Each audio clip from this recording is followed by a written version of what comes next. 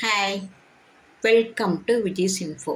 இன்றைக்கி நம்ம நல்ல ரிச்சான ஒரு கிரேவி பொட்டேட்டோ காஜு மசாலா நல்ல டேஸ்ட்டாக இருக்கும். நல்ல ரிச்சானது, சூப்பராக இருக்கும். இதுக்கு நம்ம தேவையானது பொட்டேட்டோவை நல்ல முக்கால்வாசி வேக வச்சு நல்ல இந்த கலரில் பொரித்து வச்சுருக்கேன். க்ரீமு, மிளகாய் பொடியும் தனியா பொடியும் சேர்ந்து ஒரு ஸ்பூனு, ஒரு மிளகாய் வத்தல், கொஞ்சம் ஜீரகம், பட்டை, கிராம்பு, முந்திரி ஒரு ஸ்பூனு, 2 பச்சை மிளகாய், ஆனியன், ஒரு பெரிய ஆனியன் பொடியாக கட் பண்ணி வச்சுருக்கேன், கொஞ்சம் பால், முந்திரி சேர்த்து அரைக்கிறதுக்கு, தேவைக்கு உப்பு. இவ்வளோதான் நமக்கு தேவையானது. இப்போ நம்ம இந்த பாலையும் இதையும் போட்டு நம்ம அரைச்சிக்குவோம். எள் வேணால் கூட வெள்ளை எள் இருந்தால் போட்டுக்க அரைச்சிக்குங்க, நல்லாயிருக்கும். நான் வெள்ளை எள் இல்லை, கருப்பு எள் தான், அதனால் நான் அரைக்கலை. இப்போ இந்த பாலையும் இந்த முந்திரியும் சேர்த்து அரைச்சிக்குவோம். இப்போ அடுப்பத்தை வச்சு ஒரு கடாய் வச்சுருக்கேன். அதில் கொஞ்சம் பட்டர் போட்டிருக்கேன். பட்டர் நல்லா சூடான பிறகு நம்ம எடுத்து வச்சுருக்க பிரிஞ்சி இலை, பட்டை, லவங்கம் எல்லாத்தையும் போட்டுடலாம்.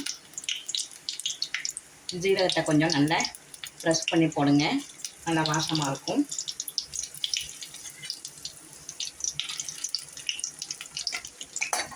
இதிலே கொஞ்சம் இஞ்சி பூண்டு விழுதாக சேர்த்துக்கலாம்.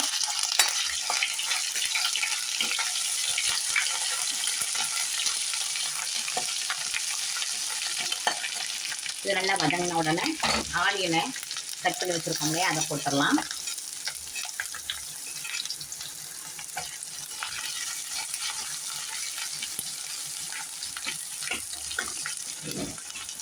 பாருங்கள், டிரான்ஸ்பரண்ட்டாக நல்லா வெந்த உடனே இப்போ நம்ம எடுத்து வச்சுருக்கிற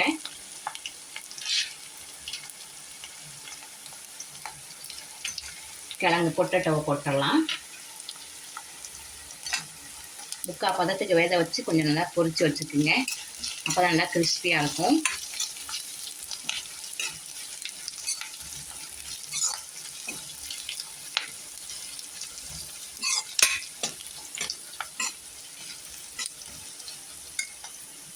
இதிலே நம்ம எடுத்து வச்சுருக்கிற ஒரு மிளகாய் வத்தலையும் போட்டுடலாம்.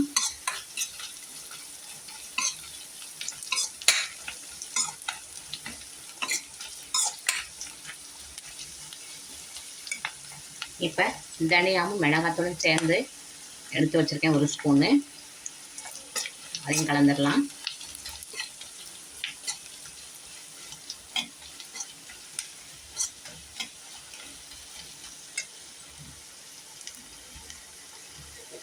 நம்ம தேவையான அளவு கல் உப்பு சேர்த்துக்கலாம்.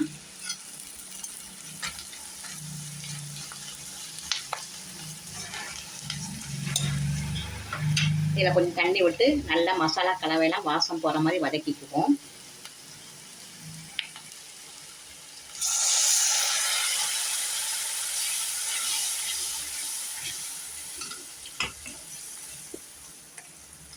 ஒரு தட்டு போட்டு மூடி வச்சிடலாம், நல்லா கொதிக்கட்டும். நல்லா கொதித்து மசாலா வாடையெல்லாம் போயிடுச்சு. இப்படி நம்ம கெட்டியாக தான் இருக்கும், ரொம்ப தண்ணியாக இருக்க வேண்டாம். நம்ம சப்பாத்தி நானுக்கு தொட்டுக்க தான் அதை செய்ய போகிறோம். இப்போ நம்ம அரைச்சி வச்சுருக்கோம் இல்லையா, பால் காய்ச்சி போட்டு அதை இதில் விட்டுறலாம்.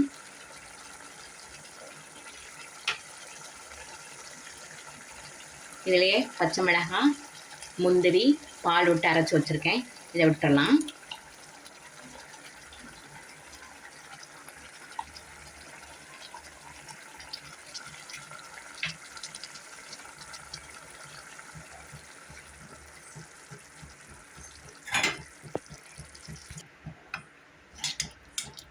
கலர் பாருங்கள் எவ்வளோ நல்லா இருக்குதுன்னு. நல்லா ஒரு கொதி வரட்டும்.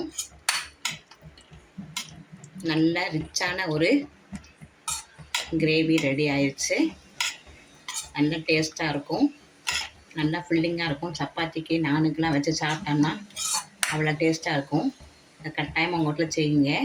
இப்போ நம்ம நல்லா ஒரு கொதி வந்துருச்சு.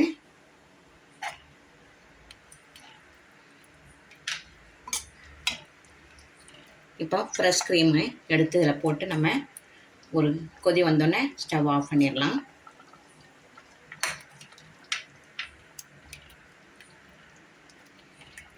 காஜு பொட்டேட்டோ கிரேவி ரெடி ஆயிடுச்சு.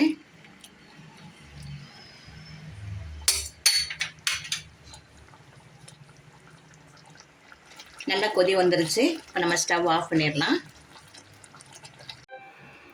நல்ல சப்பாத்திக்கு நானுக்கெல்லாம் செம டேஸ்டான ஒரு கிரேவி பாருங்கள், நல்லாயிருக்கும். இதை சாப்பிட்றதுக்கு இப்படி கெட்டியாக தான் இருக்கணும். கெட்டியாக இருந்தால் தான் நல்லாயிருக்கும். ரொம்ப தண்ணி விட்டுறாதீங்க. நல்ல டேஸ்டான ஒரு பொட்டேட்டோ காஜு கிரேவி ரெடி ஆயிடுச்சு. இதை உங்கள் வீட்டில் செஞ்சு அசத்துங்க. இந்த ரெசிபி உங்களுக்கு பிடிச்சிருக்கும்னு நினைக்கிறேன். பிடிச்சிருந்தா லைக் பண்ணுங்கள், ஷேர் பண்ணுங்கள், சப்ஸ்கிரைப் பண்ணுங்கள், பெல் ஐக்கானை தட்டி விடுங்க.